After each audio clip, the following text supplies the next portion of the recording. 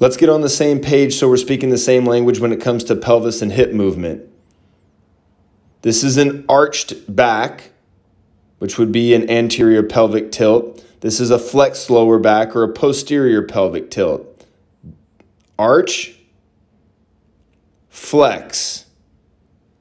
This is neutral. When the hips move back, that's hip flexion. We're closing the angle at the front of the hips. When the hips move forward here, we're in extension. Flexion, hip extension, hip hyperextension.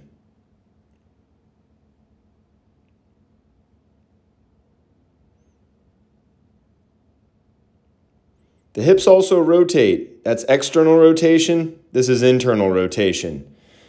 When the top of the thigh turns out away from the center line, that's external rotation. That's the center line. That's internal rotation because it's turning in towards the center line. Remember that center line right here? That's abduction, when the leg is abducted away from the center line. This is adduction when it comes in. Abduction, abduction, adduction, adduction, adding it to the center line. And then we can hike the hip on either side. Hip hike, hip hike, hip hike. There you go. Now, this is rotation of the hips. My hips rotating one way, hips rotating the other, disassociated from the shoulders.